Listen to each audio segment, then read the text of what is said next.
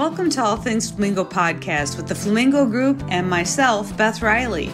Join us as we discuss all things to do with our community, real estate, and all things Flamingo. Welcome and tune in for a flocking good time. Well, hello. Hi, Shawn Nelson. How are you? I'm doing great, Beth. It's great to be here with you today. Yeah, well, we're neighbors, so We are. You might not be so thrilled to see me. You see me more often than not.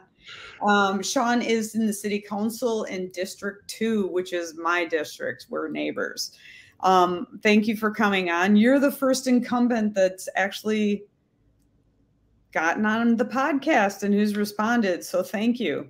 Yeah, my pleasure. I'm really excited about it. I mean, I love what you guys are doing with the real estate podcast here. As you know, I've got a background in housing, and so I really kind of watch these things really closely. So it's an exciting opportunity for me. So thank you for making it available.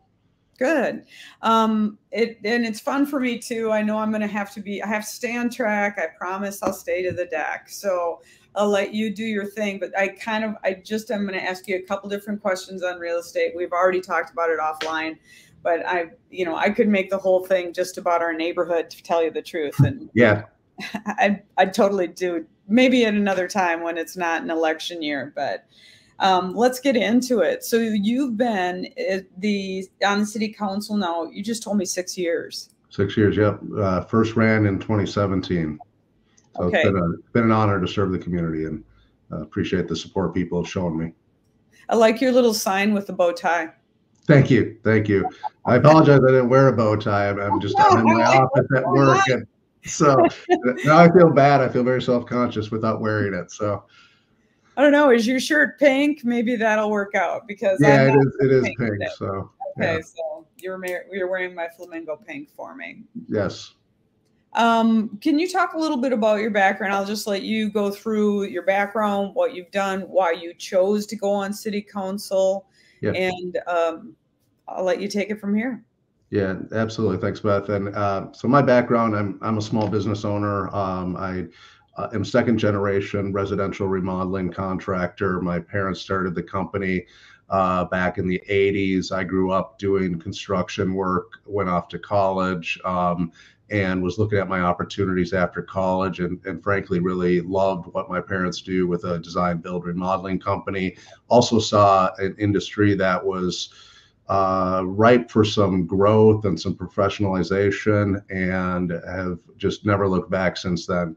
Now I have a team of almost 20 people, designers, carpenters, project managers that help clients from beginning to end on their house there. And as part of that, I've been very engaged in the housing industry for a number of years, and have worked with the state and federal legislature on laws impacting our industry, and really came to the realization that a lot of housing policy is made locally and right here in our own backyard. And so it brought some interest to me. It was a good time in my life with my kids being in their teens. They were able to drive, they could get places. I didn't have to be a chauffeur quite as much.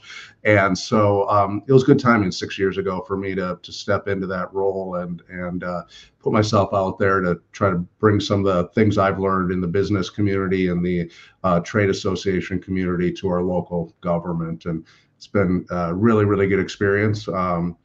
Candidly, obviously with COVID, not entirely what I expected. I don't think anybody expected that. But I'm happy with the position we're in now as a community as we move forward and look at some opportunities here that I know we'll talk about as we go forward.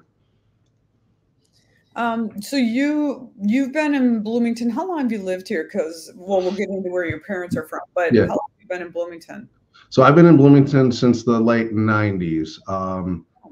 You're going to tax my memory. I don't remember exactly which of the late 90 years I bought my first house here. It was shortly after I graduated from college, was able to buy a Rambler in Bloomington over off of 84th near Washburn Elementary. And it was just a great opportunity there. And then as the family grew, we got a little bit bigger house in the Heritage Hills neighborhood. So as you're very familiar with. So it's one of the great things about Bloomington that I found is so many people, stay here. Yeah, and there are opportunities. If your family's growing, you can get into a bigger house. If you're looking to downsize, there's opportunities to get into a little bit smaller house. And that's, I think, something that's really important for our communities, that we have things that bring young families in and are affordable for them. And then we have opportunities for people as they're getting older and looking at their options to stay in the community, because to a person, everyone I talk to that's, in their retirement years, they want to stay in Bloomington if they can find a way to do it. And that's one of the big things the council is working on, is making sure there are those opportunities for them to stay right here in the community with their friends and their family. Well, we have a lot of ramblers or one level homes, which makes you age in place quite well. Yeah. No, they're really a great format for a house for people as they're getting older. They're safe, without all the stairs that you have to always take. They do have the flexibility of some additional room in the basement when family comes back to visit for the holidays and things like that. So it's, ramblers, frankly, probably one of my favorite types of housing formats. And I get the opportunity in my day job to go see a lot of different types of houses, and they work out for a lot of people. For long term. I just noticed you had your business education at Valparaiso. Yeah, Valparaiso University in Indiana. So I had a business degree there. Fantastic experience. One of the reasons that I went there is a lot of the professors, actually the majority of the professors, had decades of industry business experience and then went into education. So they weren't like lifelong education professionals. Not that there's a problem with that. It's just that they brought that real world perspective to the different classes that I was taking. And then I got my master's more locally here at St. Thomas. And what was great about that is I was able to take one class at a time, and almost every class had a project. And so I would always do something with my company, New Spaces, as a class project, and usually got other graduate level students to be on my team for those projects. So got a lot of really good insight and valuable input into things for the company as we were growing. Yeah, St. Thomas is great. That's where I got mine too. Yeah. Loved it. You said your daughters attended both Olson Middle and Jefferson High School. Yeah, yep. So they were at the middle school. They did attend Washburn Elementary before we moved over into Heritage Hills, and then went to Olson. And my oldest daughter graduated from Jefferson. My youngest daughter did graduate from a charter school in St. Paul.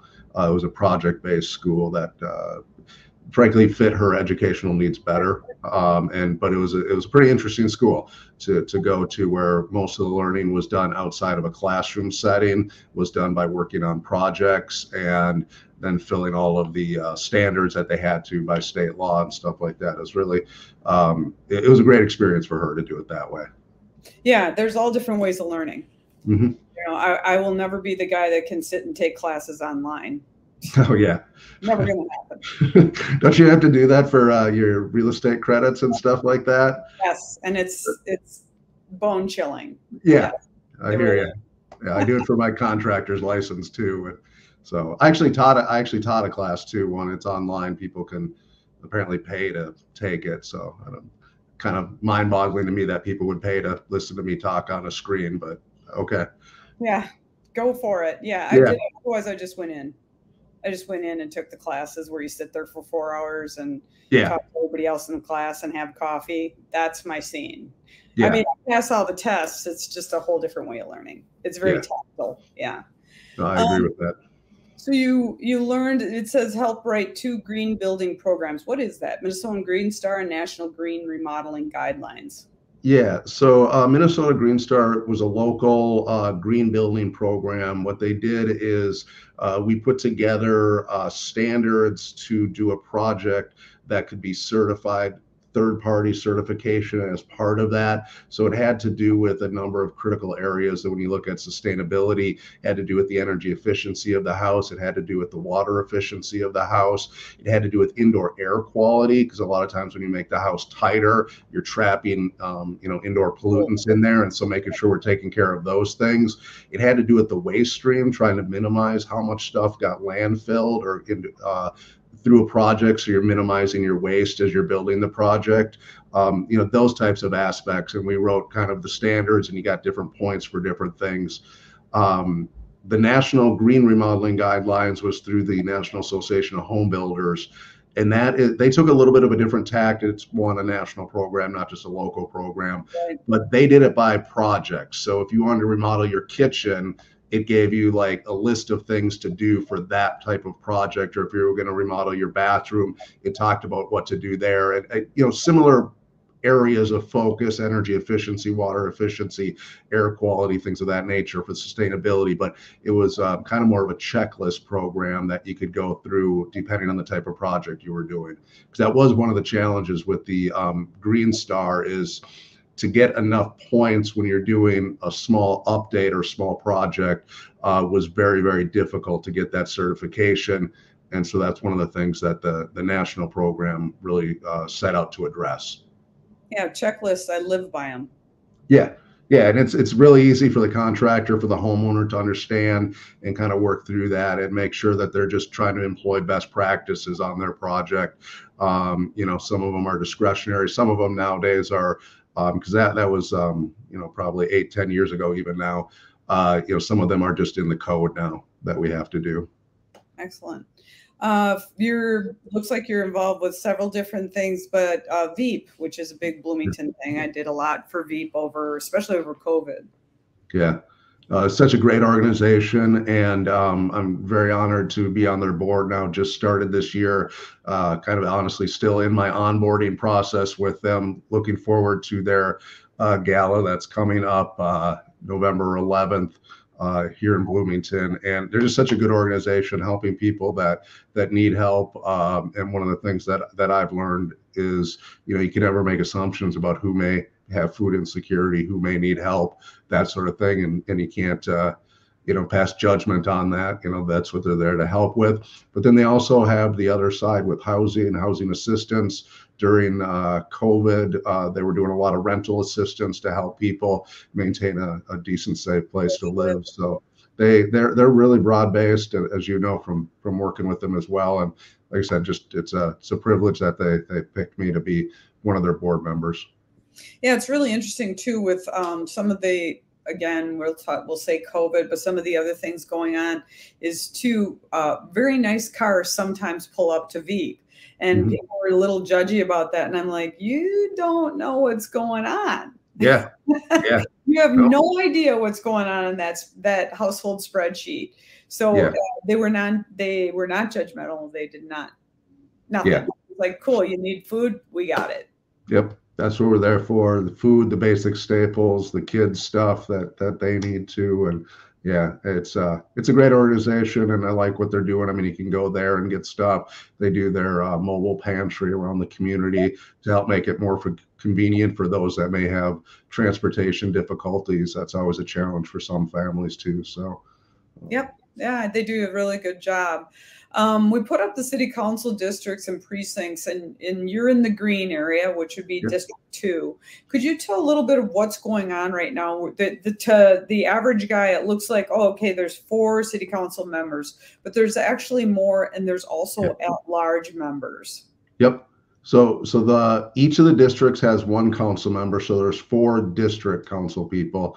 And then there are 2 at-large council members, and then of course the mayor. So the entire council is made up of 7 people, 3 of which are the entire community gets to vote for, and then 4 of which different districts vote for. The districts are balanced by population. We just actually went through that process after the 2020 census. We had to redistrict, made a very minor impact. Actually, my district, by square feet or by size, grew a little bit. It used to, if you look at where France Avenue is on the map, that line there used to be on the other side of Jefferson.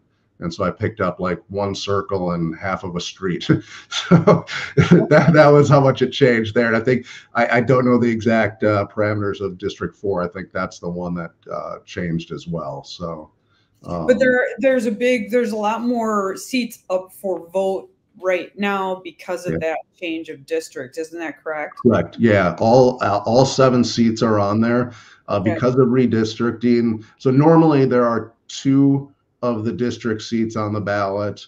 and then one of the at-large, and then the mayor will be every 4 years. So, and the terms are usually 4 years, but because of redistricting and the change in the districts, all 4 seats are up for re-election. There would have been one at-large seat, but one of the members that was in the seat, but previously, Councilmember Coulter was elected to the Minnesota House. And so that seat is up this time as a special election. And then the mayor's seat, the term was ending at the end of this year. So that one is on the ballot as well. So kind of a unique situation where all 7 members of the council are on the ballot. And so are school board members. Yep. Yeah. Yep. And so I think vote. I mean, it's important that we vote. Yeah, absolutely. It's critical that people get out and vote and let people, know their opinion, and, it's their opportunity to select who they want to represent them. And, it's just such a wonderful opportunity that we have, in this country, in this community, to do that. And, so you mentioned the school board, they got that, they'll get to vote for 3 people. I think there are 7 on the ballot, if I recall correctly. And then there are also the 3 ballot referendum questions that they'll get to vote on. And I know we'll talk about that in a little bit more detail in a little bit. Right. So a lot of reasons to go out and vote this year. Right. November 7th. First Tuesday, 7th. Okay. Thanks. November 7th, although any day during the week at Civic Plaza. I think it's 8 or 9 to 5. You can go in and do earlier absentee voting there if that's more convenient for you. Be available every day up until the 7th, or every weekday up until the 7th. All right. Okay. So focus on neighborhoods. Yeah, this has been really, since I first ran, where I wanted to focus. Obviously, there's a lot of conversation, a lot of great things go on in the South Loop.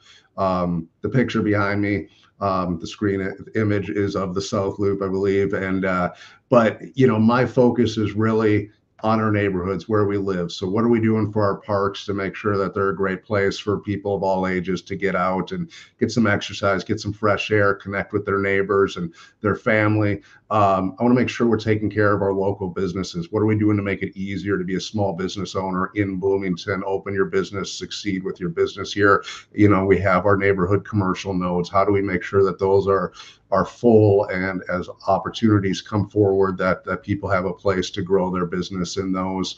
And of course, what city government does is their basic stuff. I mean, police, fire, roads, water, the utility infrastructure. We have to make sure that all those work really well. And it's really gratifying to get all of the really positive comments about how well, we win national awards for our water.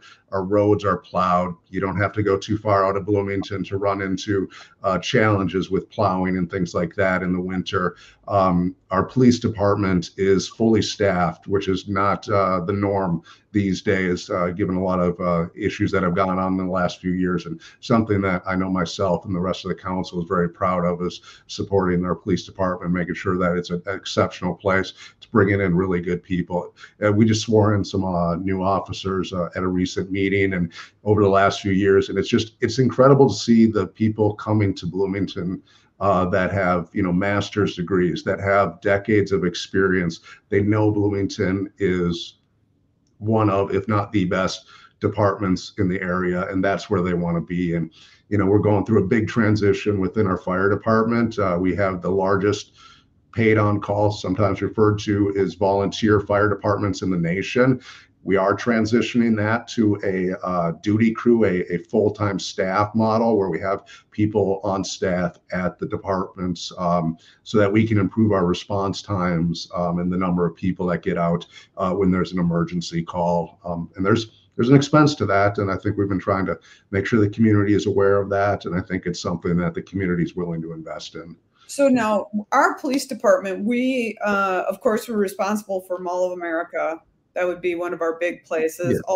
all those hotels and everything. Are we responsible for the airport?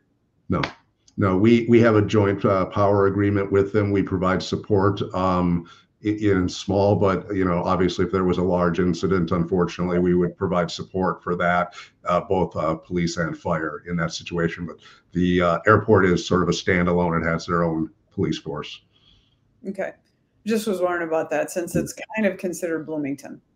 It's kind of considered Bloomington, but I don't think it's technically within Bloomington. So it's I think it's its own place as best I can tell. So and to the point of the Mall of America, they also have their own security, and the Bloomington has its own police sub division there that is there out there to help out and support them. So okay, let's talk a little bit about your proven results.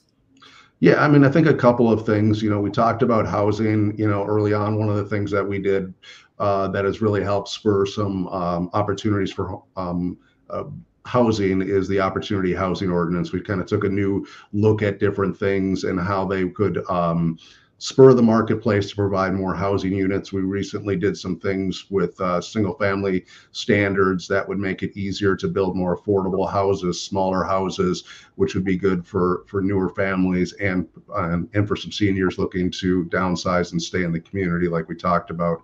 One of the things I saw when I first started was we were doing a lot of updates in our parks, had a really nice kind of cadence of doing a few parks a year, but we were just replacing the stuff that was there. And I think a lot of people are going, well, what about some new opportunities like bike skills, maybe some more splash pads. People love the off-leash park, but maybe some dog parks that had more amenities, more walking trails and things like that for people of all ages. And so we've really focused on that parks master plan, got the community engaged, involved in creating a plan and adding more and different types of amenities throughout the community, still, throughout the entire city, so they're accessible and easy to get to for people, regardless of where they're living. I talked a little bit earlier about local small businesses. One of the most notable ones would be the brewery.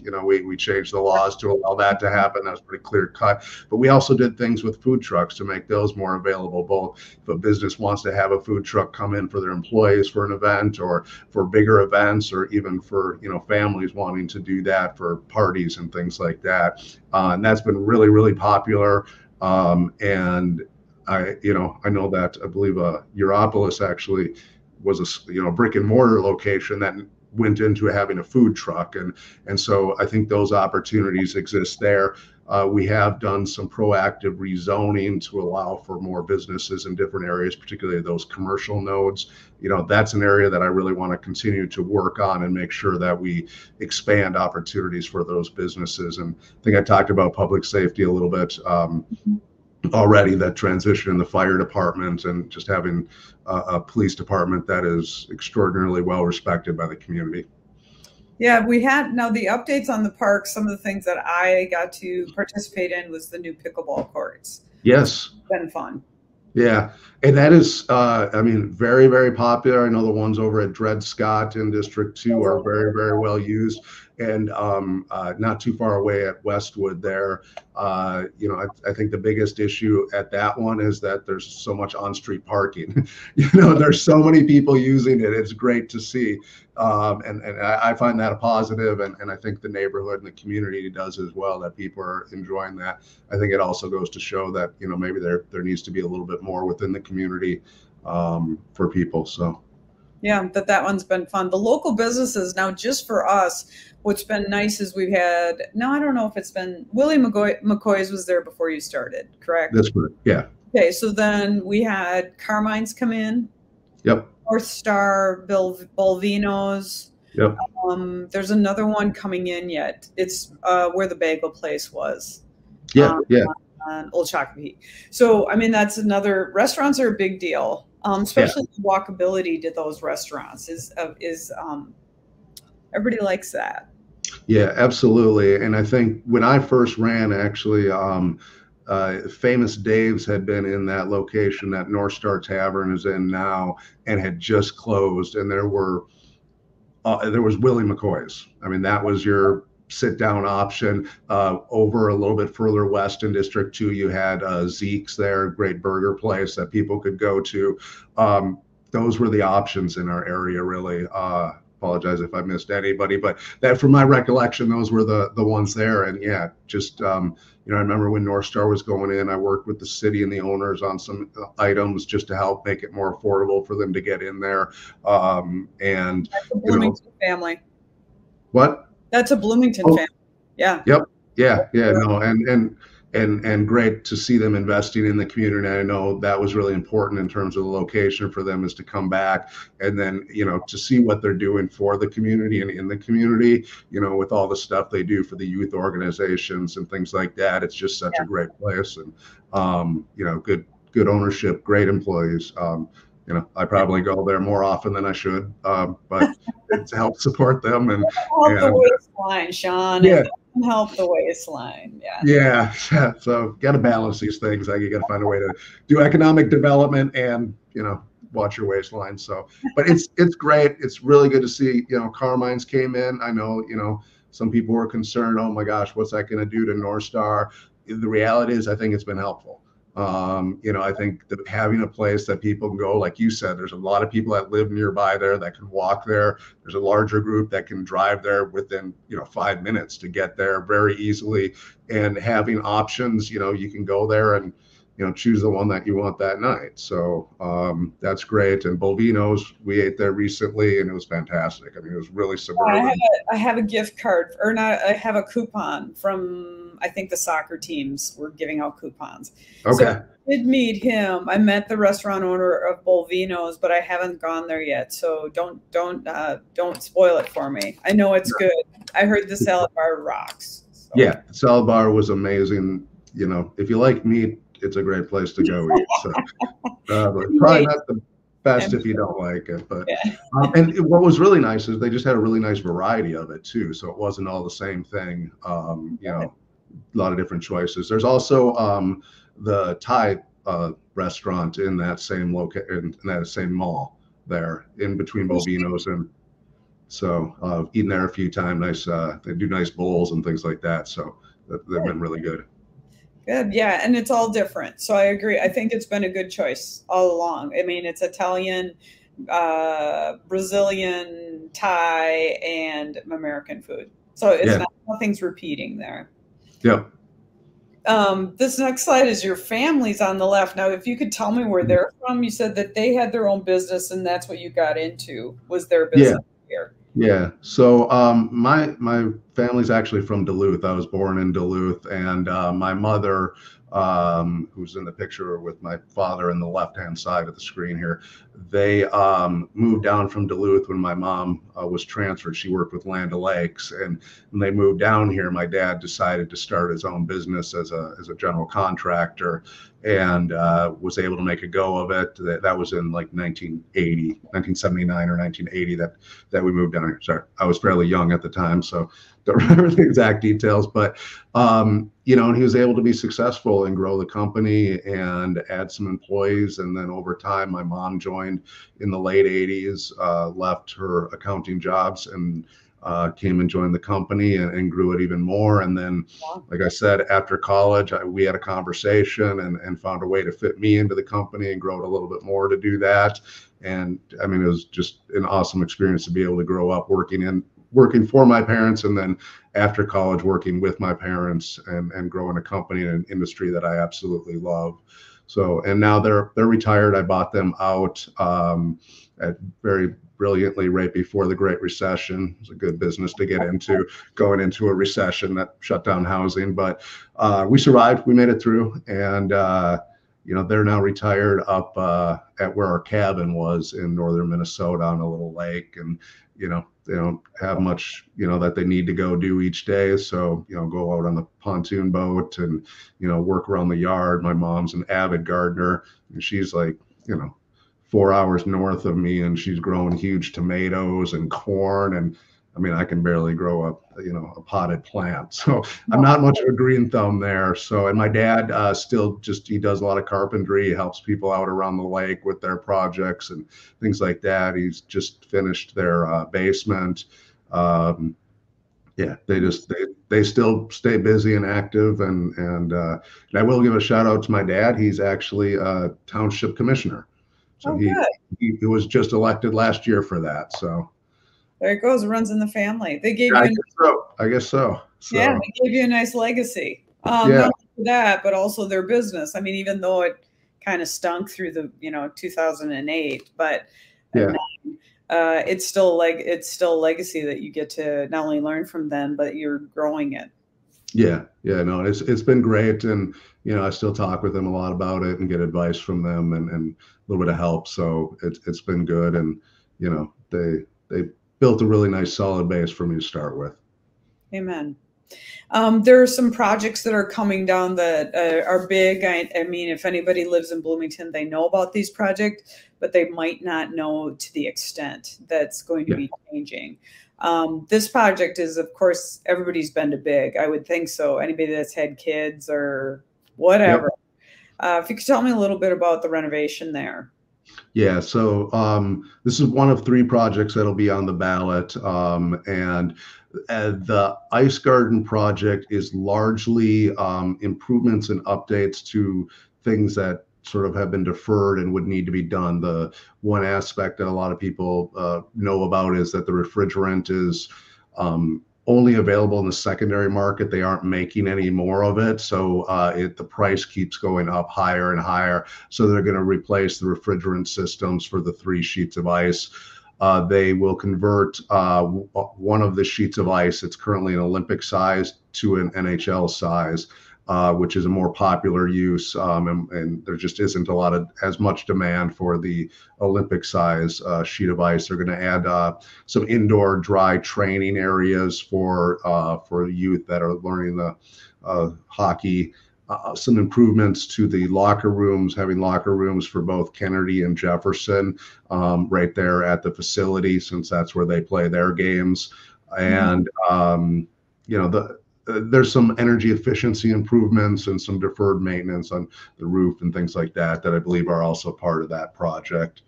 And it's going to change from Olympic size to NHL size?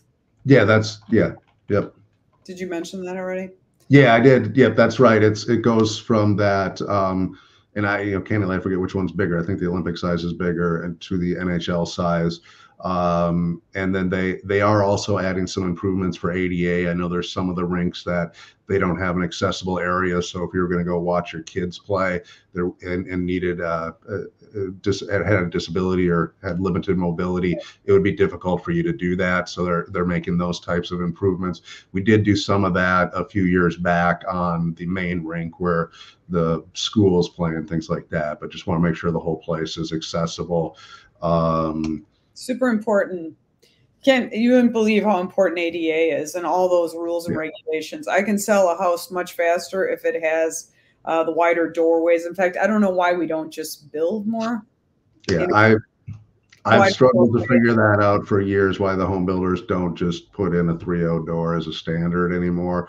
It makes so much sense for everybody. I mean, you got obviously the people with the limited mobility, the disability, that it may struggle with that, but then you've got so many people unfortunately break something. My wife tore her ACL, and you're trying to deal with that. There's some staggering statistic, like something like 60% of people will end up with in at least having to have not necessarily a wheelchair, but crutches or something at some point and trying to get around their house. So, and then, I mean, just try to move furniture. It's a lot nicer to have a bigger doorway when you're moving your bed or your couch or whatever through there. So I agree. We're on the same page on that one. I think that'll be interesting when we get there and they listen to us tell them how to do it. Yeah. I don't think that'll happen, but I just thought I'd say it. Yeah, it's a good goal. It's a good goal. Okay, 9 Mile and where's Central Park? Yeah. This is a big project. I guess you could probably dig deep on this one. Yeah, so this one, is the largest in terms of the amount of space that's covered for a project. I think the main focus of this is natural habitat restoration and maintenance. So I think it's over 100 acres of forest that's going to be rehabilitated, removal of invasive species that are deteriorating the area, things like that, just really trying to restore it back to what it should be.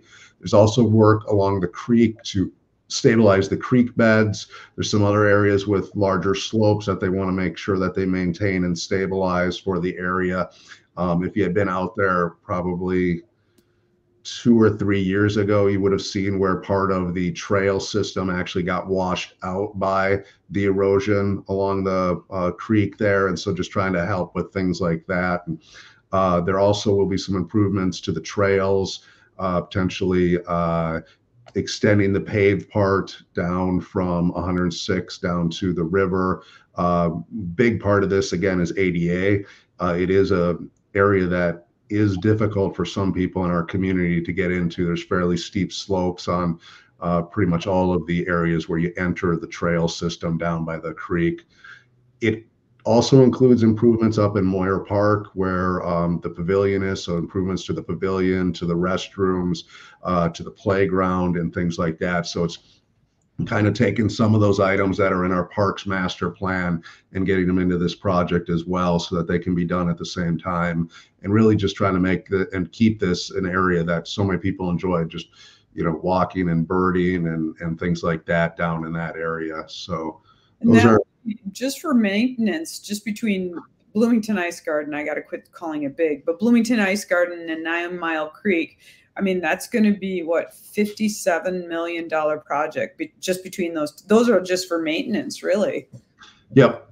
And then that's the reality of it, which is, you know, why we're looking at the funding source. I know we'll talk a little bit about the funding source from the sales tax, but that's why we're looking at, because these are regional assets, and getting people from outside the community to help chip in on them as well, I think is an important way that this project gets moved forward without costing quite as much for all of us residents here. Mm-hmm.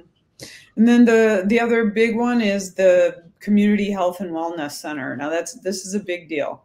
So that, actually, Beth, if I might, there's one other thing that just popped into my head on the trail part of the Moyer Park, Central Park, all of this.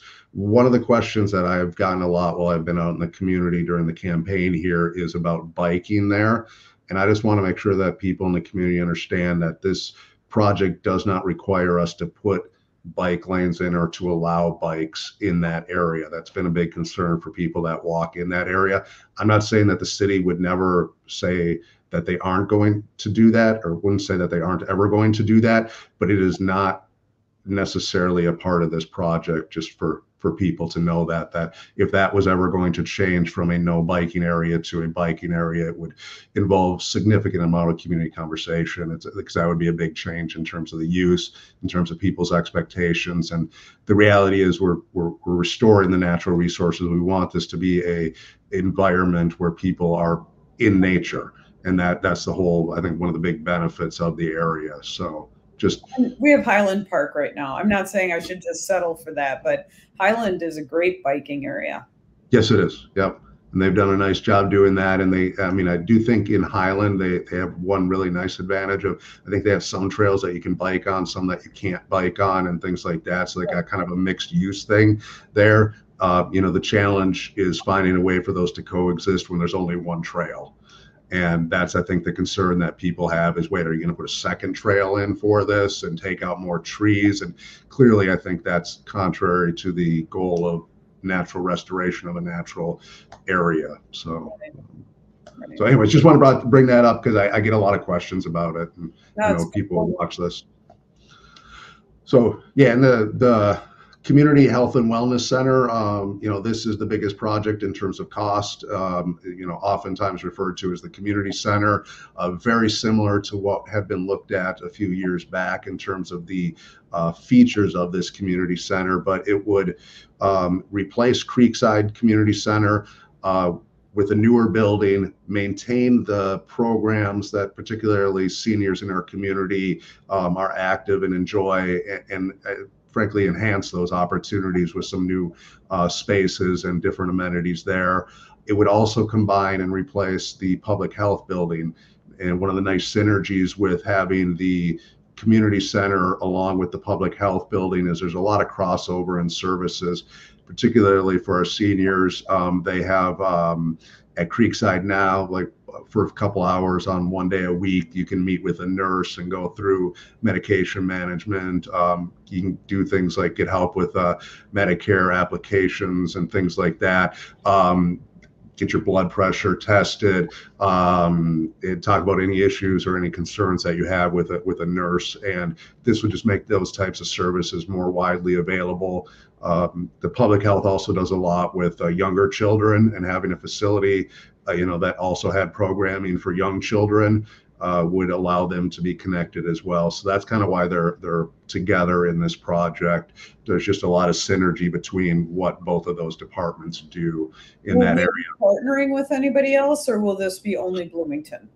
This will be only Bloomington in this project. Yeah, there were conversations previously about partnering with the YMCA and things like that. They just never got to fruition on it. So I think the concern there on that was it would have been a YMCA paid for by Bloomington taxpayers, and so I think that's kind of where some people weren't comfortable paying for the YMCA to building. So.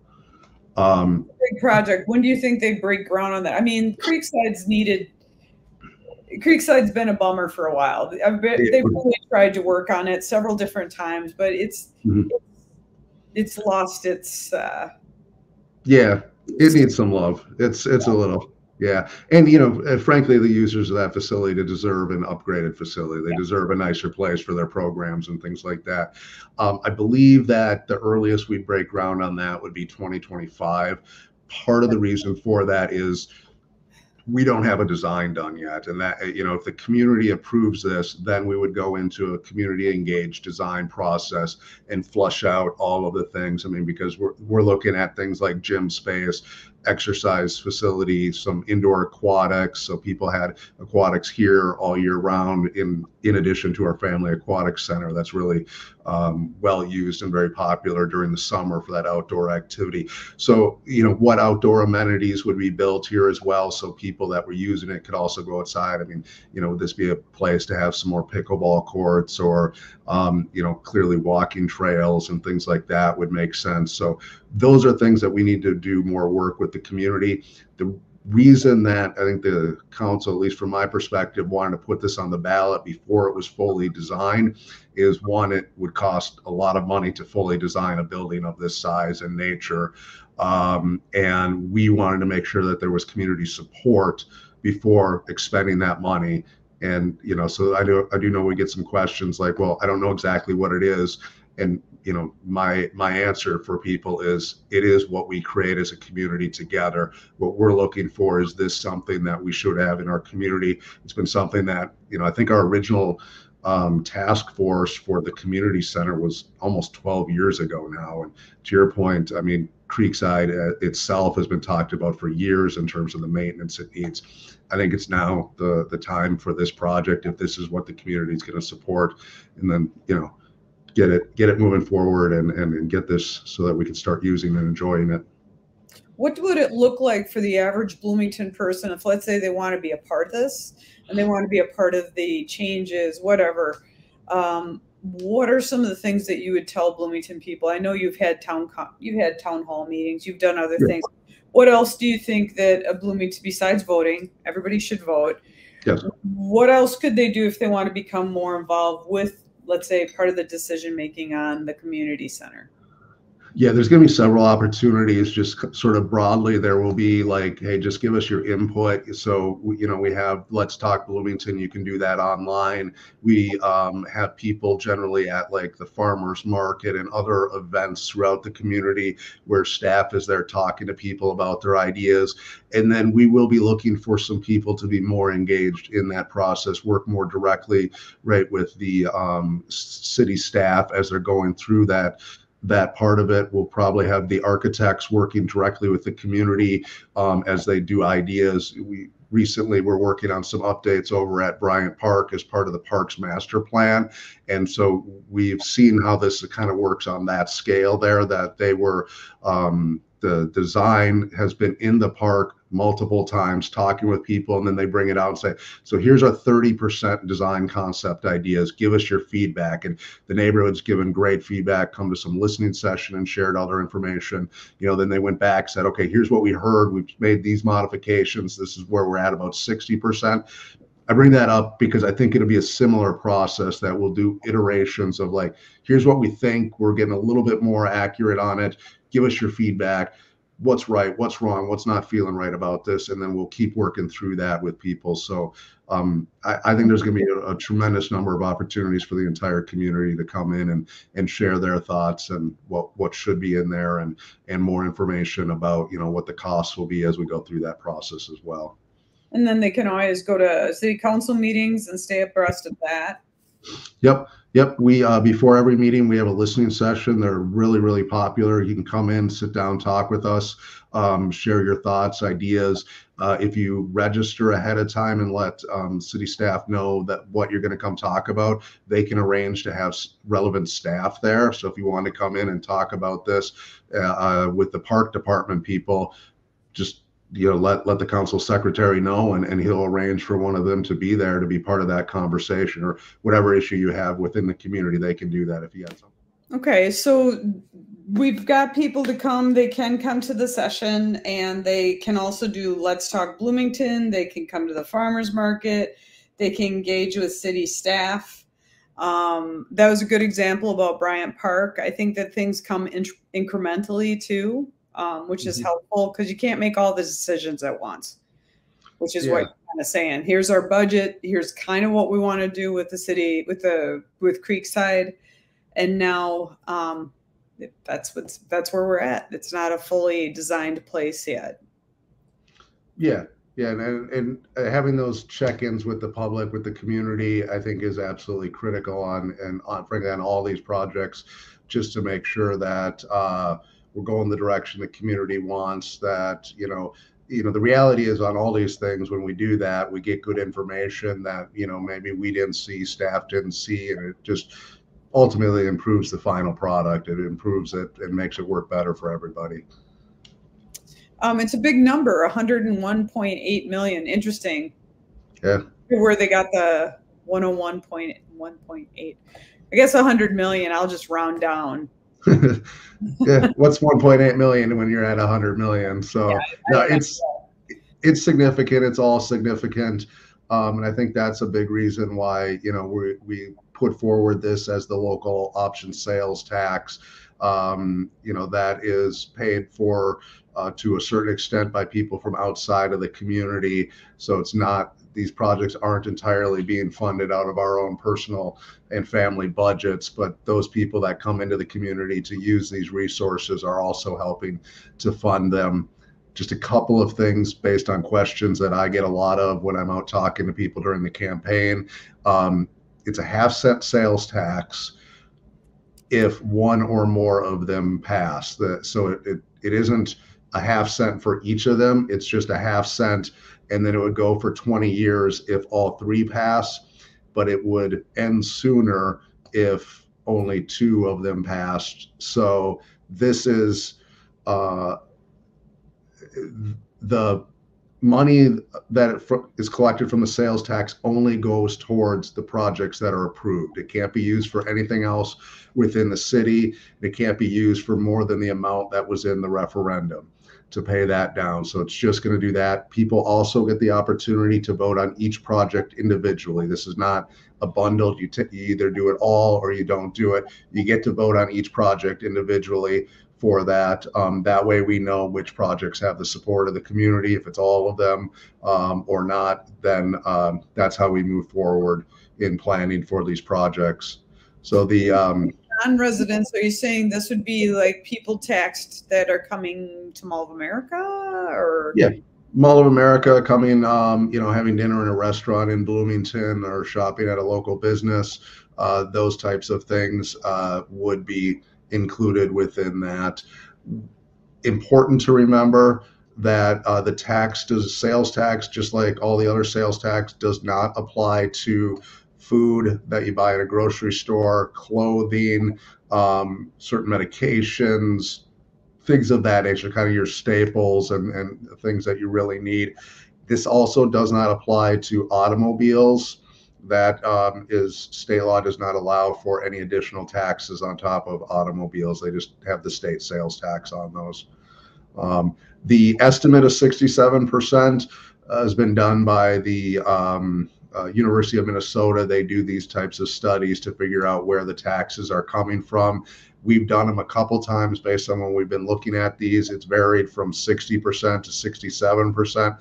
I would candidly encourage people not to get too fixated on one specific number, but over half of this is very, very likely going to be paid for by people that are not residents of Bloomington, which will ultimately save residents of Bloomington money on these projects. And the whole rationale behind that is people in Bloomington are not the only people using these facilities. Clearly, as you've noted, the Ice Garden, Bloomington Ice Garden is a very popular place, and they do a lot of tournaments and they do a lot of events there, both for hockey, figure skating, all of those things. And those bring in people, and having that asset in our community, in addition to what it does for just the Ice Garden, those people, they go eat here, they shop here. It's great for our economic development. And so that's kind of the rationale behind the approach here. And then those monies only go towards these projects. Correct. They can only go towards these projects, and then the sales tax expires, sunsets, ends once they are paid for. So as an example, if we can bring in these projects under the projected budget, the tax ends sooner. If the tax collection is higher than expected, the tax ends sooner. If not all the projects are approved by voters, then the tax would end sooner as well. They can only go towards those projects that are approved up to the amount that is in the referendum on the ballot. Okay, great clarifications. Thank you.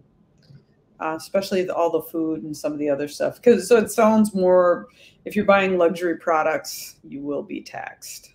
Yep. More or less, like going out to dinner. Yeah, if you go out to dinner, you'll have a half-cent sales tax added on to it. So, yeah. And this is not unique. Edina has it. I believe Richfield's looking at doing it next year. I know there's some people that are saying, well, I'll just go shop in a different community. The reality is most of the communities around us have this, and the other reality is it is only 0.5%. So unless you're buying something really, really, really big, you're gonna pay more for gas probably to go to the next community than buying it here. So great. Thanks for tackling the big questions. Yeah, absolutely. I appreciate that you are bringing this up for people that view the podcast here, because it is important to, like you said, to get out and vote on this and to understand what is being voted on. It's a big question. So this is thoughts on community issues. Here's another, you're right, you're hitting them all. Yeah. Greens, there you go. This is a hot topic. Between this and coyotes, I don't know how we ever got anything else on nextdoor.com. Exactly. That's what it's for, is coyotes. So although when I've been out campaigning, I got to tell you, I hear a lot more about deer than coyotes. So it seems like the deer are winning the battle right now. But Highland Greens has been something that since I started, has been discussed. And we looked at a couple different options, and then we entered into a great partnership just under 3 years ago with Three Rivers. They took over management of Highland Greens. The city still owns the golf course. All the feedback I have gotten has been that it's been great. The experience there is really, really strong. Their training and learning center is really working out for people. And so right now our focus is on how do we extend that agreement? How do we make it possible to invest in things like the course, the clubhouse? And then the other part of it is the 10 acres that is unused at the current time. And my preference, and I think the preference of most people that I know, both at the city level and in the community and the neighborhood there, is to maintain that as natural green space that is usable by the public. So we'd like to work with Three Rivers to find a way to do something with that, with their expertise in parks and recreation, along with our team's expertise in that, come up with some ideas there that maybe integrate or at least relate somewhat to the golf experience there. So more to come on that. There aren't anything specific at this point. We're really just focused on extending the current operational agreement and extending it, frankly, for a long term, so that everyone knows that is the pathway that's going to be going forward. And the 3-year term made sense for initial. Let's see if this works out. It's worked out for both sides. I think it's time to to make it be a much more long-lasting agreement. Yeah, they were cutting down trees left and right this spring. That was yeah, it was. They were cleaning everything up. It is a nice greenway. It's used all the time. My kids learned how to play golf there. Yeah. It's very nice. So, okay. And I will say on the trees, you know, that was emerald ash borer related, and they actually have a tree nursery, and so they will be planting at least 1-to-1 trees for replacement on the course over time. So, and I think their goal is to actually exceed 1-to-1, but trying to figure out how that fits into the course and things like that, because yeah, it's kind of sad to lose trees, and that's another issue. I mean, if you got another hour, we could talk about tree management and forestry and what's going on with all that. We had the city forester on here. Good. Then you've got way more information than I can. So yeah, he did a nice job talking about that, because it really, when you overplant one tree like that, it's all about diversity. Yep. And so many times right now, I think it's maple blaze. And yes, I have 2 of them in my front yard, but we kind of overplant. They grow fast, they look nice. And that's what happened with, that's with that tree. And then something happens, and it seems like that's kind of the normal course. There'll be something that comes in when you have that high concentration. So the city's dealing with that, as I'm sure he talked about, on its own properties, on residential and commercial properties. He was out to my house and helped me. I have a little bit of a wooded backyard, and trying to figure out what trees need to go and which ones can stay, and sort of try to be doing that place, right? Yep. Yeah. It's a thing. I agree. I just didn't know that much about it. I was real naive. Yeah. Bloomington has a AAA rating. We're going to go back into the finances again. What does that mean, and how do you maintain that? Yeah. So, and actually I would clarify, we have a AAA rating. So we have a AAA rating from all 3 of the bond rating agencies, which is the highest rating you can get. We are one of, I think, like 80 communities in the entire country that has that. The way that we do that is just sound financial management. We have working capital accounts. We look forward to what our costs are going to be so that we have the funding available. We don't over bond for things, so we have these huge, debt costs that residents and commercial businesses have to pay. And so just that financial stewardship has been there for decades. Very well run, very well managed city to make sure we can meet the community's needs. And the huge advantage for all of us of maintaining that is we get the lowest possible borrowing costs. So when we're doing, like these projects that we talked about for the, community, we'll get the lowest possible borrowing rates on those for those projects. When we do just our regular road maintenance and things like that, where we do some bonding for those, we're getting the best price possible on them. So it's a huge advantage for the community, saves us money in the long run, and just shows the credit agencies and the community that their money is being properly accounted for, spent responsibly towards the projects that are there, and that we don't have these big outstanding debts that are going to come due that we don't have a plan to how we're going to pay for them. So one of the things I understood of why we had a good rating was it was a good mix of residential and commercial, like everything down at Normandale Lake. I mean, those are some real nice commercial. Mall of America is a nice commercial. And then, of course, we have all the car dealerships along 494. Yeah. So that was my understanding. Now, with our friend COVID that happened, there's less and less people in the offices. Is this anything that is of concern to the city, that we have these office buildings that might be empty? I don't know. One, I completely agree with you. That is a big part of the bond rating. And we are very unique in having approximately 50% of our property tax levy paid by residents and 50% paid by businesses. Most other places are more like 70% on residents and 30% or something around there. So that is very helpful to have that diverse property tax base, because when one does well, maybe one other one is struggling. And what we've seen in the last couple of years, like you're bringing up here, is office space in particular has not been doing well. And so those valuations have gone down.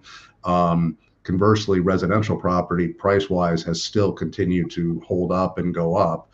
And that has actually been one of the things I hear a lot about, because that increases the property taxes for residential property, because the office space is not paying as much into the property taxes, and residential properties are having to pay more. So it's a big concern just in terms of the bottom line impact for people in the community.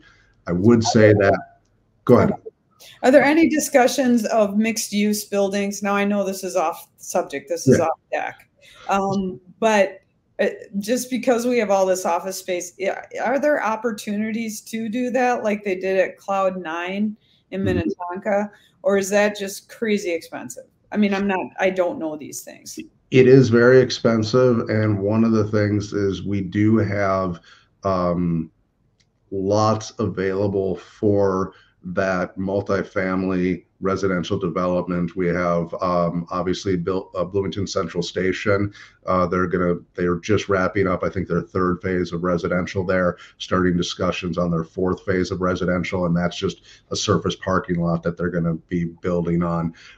We have a couple of surface parking lots for airport, off airport parking that have interim permits to do that, and we have told them that there's a point that we will not continue to extend those, that they need to transition to some other use. Residential is the most likely. Highly unlikely they'll build more office space there. Right.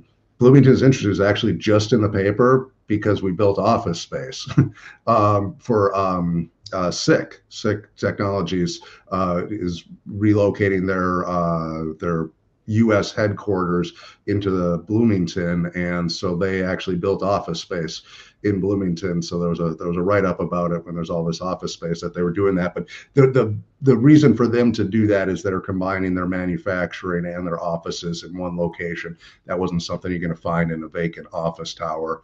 So that's part of the reason why in Bloomington, I don't think that there's going to be a lot of conversion of office space. We did see one hotel convert to residential, convert a few floors to residential.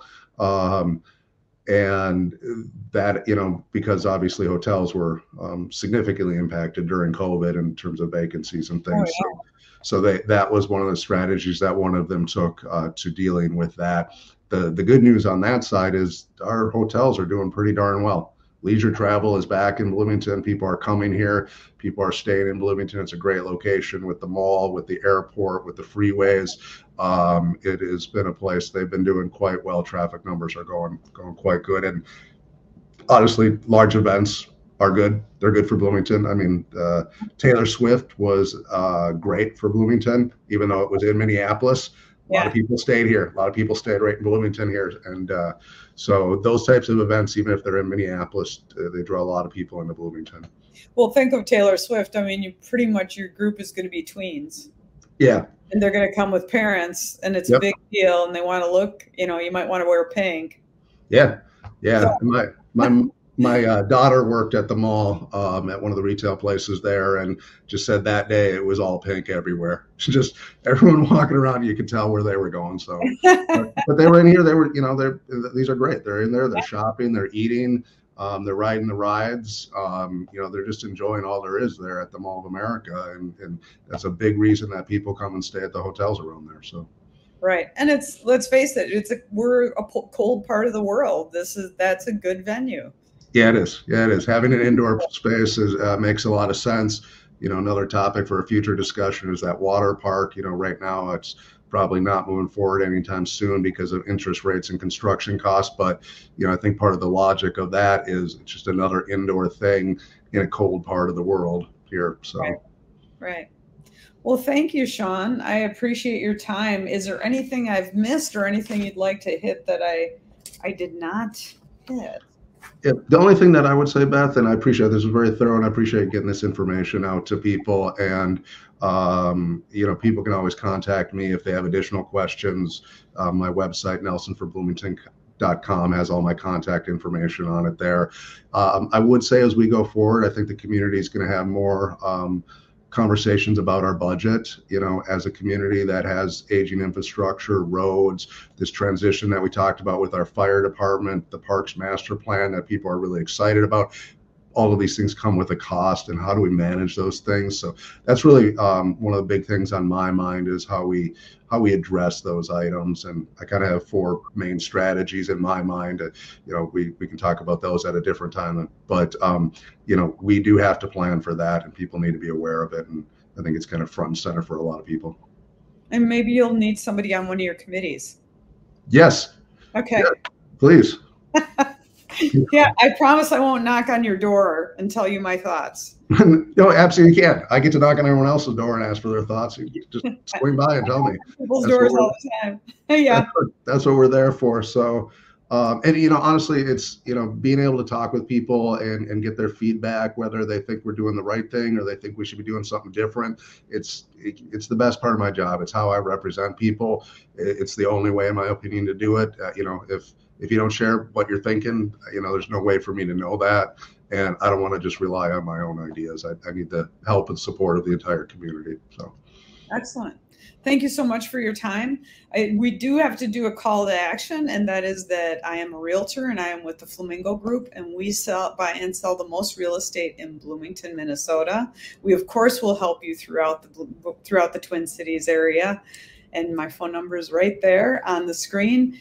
Thank you so much. We'll be glad to help you also with interest rates. We have lots of great ideas of different ways to buy down your interest rate, and also to buy in all different ways, not just getting a loan, maybe a contract on deed or anything like that. So thanks for your time.